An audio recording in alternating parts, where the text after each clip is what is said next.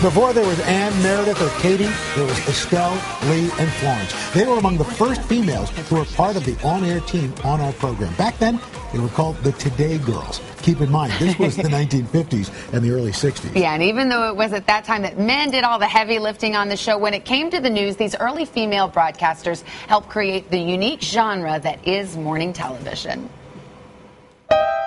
It all started with a young production assistant named Estelle Parsons, seen here in the very first Today broadcast in 1952. The news actually is written and put together here in front of your eyes, and will be every morning. The set was a working newsroom, and it's where Parsons, who would later become an accomplished Oscar-winning actress, got her start.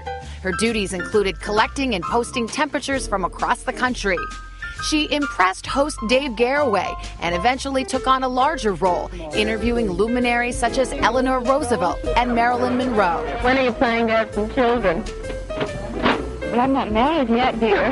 A few years later, producers were particularly charmed with one young guest, Miss America, Lee Meriwether. In 1955, Meriwether was hired as the first official Today Girl. For the next half dozen years, Meriwether and her successors, including Florence Henderson, Betsy Palmer, Helen O'Connell, Beryl Pfizer, and others, tackled the show's lighter fare. They covered such topics as fashion. Isn't it lovely, though?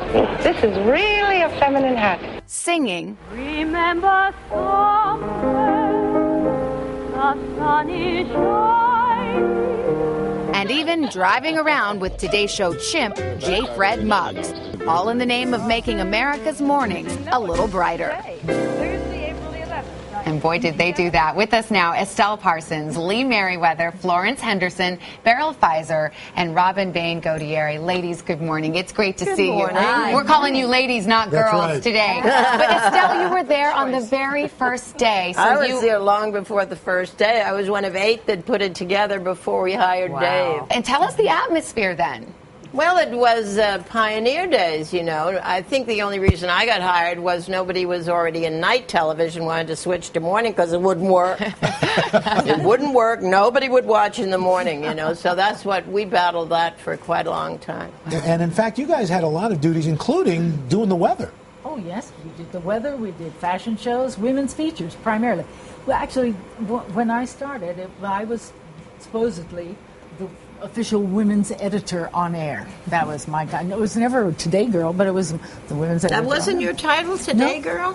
No, I mean, before she came on, all we did was talk about, should there be a woman on the show? Should there be a woman on the show? And but Estelle, you went to New Hampshire and covered politics, right? I did. Yes, I was yes. the first woman to manage to get into that field. Wow. Yeah.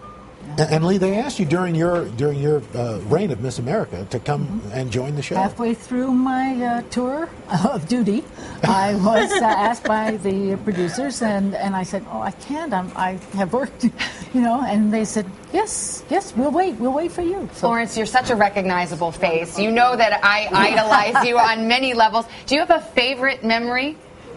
Well, I have several, but I think the most memorable moment for me was when Dave Garroway wanted to prove what the expression "more fun than a barrel of monkeys" meant.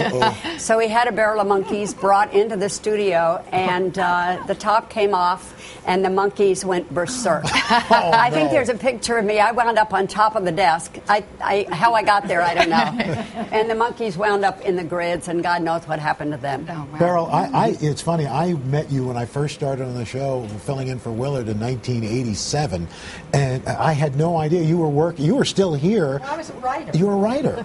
I was a writer for the show for about a year before Garroway asked me to be on it when they had a vacancy.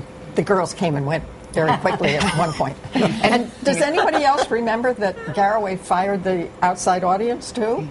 Because, when I was on the show, it was the third floor, the studio on the third floor in the RCA building. And Robin, I know you were here in 1961. I love what you said. It was a little tough. The schedule was a little tough on a single lady's life back then.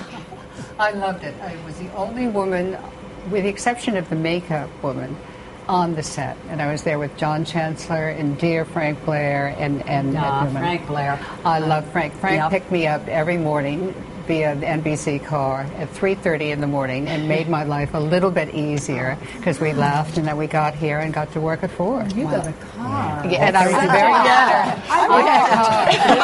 Yeah, wait a minute. Call your agent. Thank you so much Thank for you, what ladies. you've done and your legacy, ladies. It is you, Al. an honor to be in your Savannah. presence. Estelle Parsons, Lee Meriwether, Florence Henderson, Beryl Pfizer, Robin Bain Godieri. Thanks so much. Appreciate it.